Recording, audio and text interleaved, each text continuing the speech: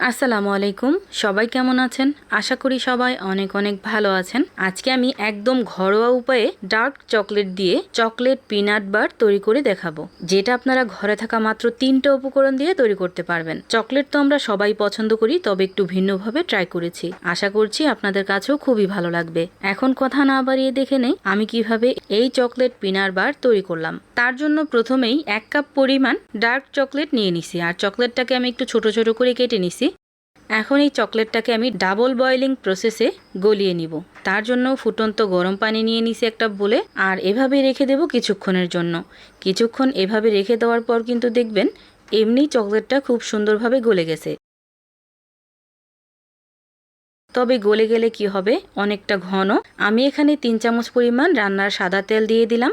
আপনারা চাইলে এখানে বাটার 3 চামচ পরিমাণ বা ঘি 3 চামচ পরিমাণ এখানে ব্যবহার করতে পারেন। এখানে কিন্তু এক্সট্রা করে কোনো রকম চিনি ব্যবহার করতে হবে না, এটাতে যথেষ্ট পরিমাণ মিষ্টি আছে। এখন সব কিছু একসাথে খুব ভালোভাবে মিশিয়ে নিব।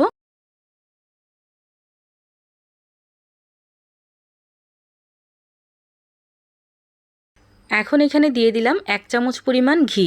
ঘিটা দিলে খুব সুন্দর একটা ফ্লেভার আসবে।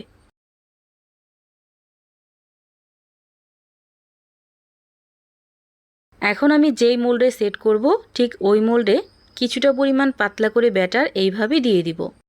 আপনারা চাইলে ব্যাটারটা একটু মোটা করে দিতে পারেন, আমি একটু পাতলা করে দিয়ে দিলাম।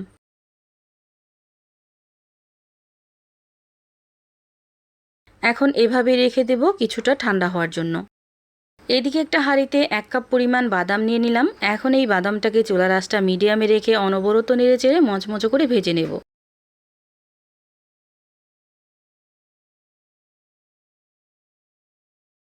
এভাবে আমি অনবরত নেড়েচেড়ে এই বাদামগুলোকে ভেজে নিছি।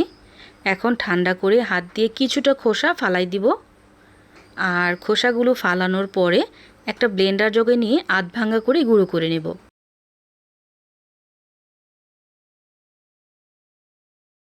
এভাবে আমি আধ ভাঙা করে এই বাদামগুলোকে গুঁড়ো করে নিছি।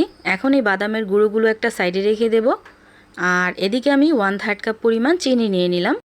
এখন এই চিনিটাকে আমি চুলার আঁচটা একদম লো হিটে রেখে কোনো রকম পানি ছাড়া অনবরত নেড়েচেড়ে ক্যারামেল তৈরি করে নিব। ক্যারামেল তৈরি করার সময় অবশ্যই খেয়াল রাখবেন কোনোভাবেই যেন পুড়ে না যায়। পুড়ে গেলে কিন্তু ক্যারামেলটা তেতো হয়ে যাবে, আর ওই ক্ষেত্রে এই চকলেটগুলো খেতে একদমই ভালো লাগবে না।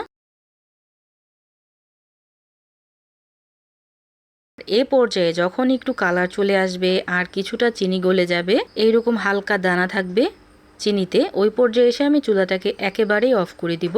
আর এভাবেই রান্না করব অনবরত নেড়েচেড়ে। এই কড়াইটাও কিন্তু যথেষ্ট পরিমাণ গরম আছে, এই গরমেই কিন্তু ক্যারামেলটা পারফেক্টলি তৈরি হয়ে যাবে।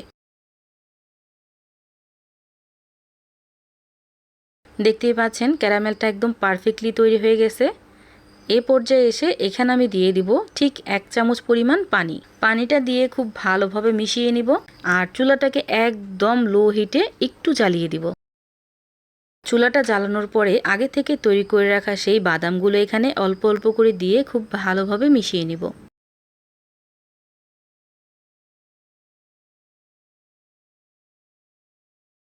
এখন কিন্তু আমি চুলাটাকে অফ করে দিছি একেবারেই। এখন শুধু অনবরত নেড়ে একটু মিশিয়ে নিলেই কিন্তু এই মিশ্রণটাও রেডি হয়ে যাবে। এখন গরম অবস্থায় সাথে সাথে আগে থেকে তৈরি করে রাখা সেই মোল্ডের ভিতর এই মিশ্রণটা দিয়ে দিতে হবে। দিয়ে যতটা সম্ভব তাড়াতাড়ি একটু সমান করে নেবেন, কারণ এটা কিন্তু ঠান্ডা হলে অনেক বেশি শক্ত হয়ে যাবে।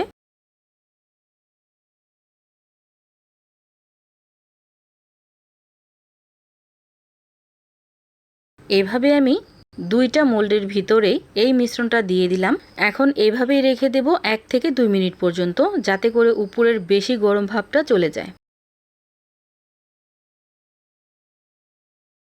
1 থেকে 2 মিনিট পর আগে থেকে মেল্ট করে রাখা সেই ডার্ক চকলেটগুলো এখানে দিয়ে দিব।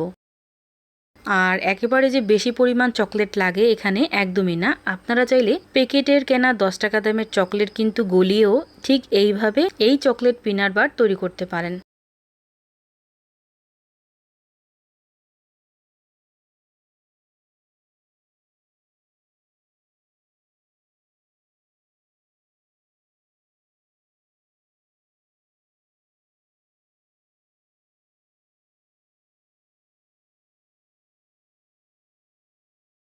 এখন নর্মাল ফ্রিজে রেখে দিব। ঠান্ডা হলে কিন্তু চকলেটটা খেতে অনেক বেশি মজাদার হয়। 1 থেকে 2 ঘন্টা পর আমি ফ্রিজ থেকে নামিয়ে নিছি। এখন আমি এই চকলেটটাকে মোল্ড আউট করে দেখাচ্ছি। যেহেতু সিলিকনের মোল্ড বা চকলেটটা একদম পারফেক্টলি বসে গেছে, এই জন্য উঠাতে কিন্তু কোনো রকম সমস্যা হবে না। দেখতেই পাচ্ছেন চকলেটগুলো কত বেশি পারফেক্ট হয়েছে। একটু ভিন্ন স্বাদ পেতে হলে এইভাবে একবার চকলেটটা তৈরি করে দেখতে পারেন। এটা কিন্তু যে কোনো চকলেট দিয়ে আপনারা তৈরি করতে পারবেন। এখন এখান থেকে চকলেটটা আমি একটু ভেঙে দেখাচ্ছি যে কীরকম হয়েছে।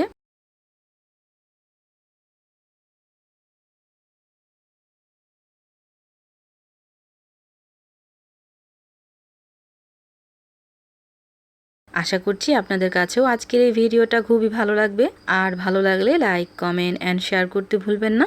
সবাই ভালো থাকবেন, সুস্থ থাকবেন। আল্লাহ হাফেজ।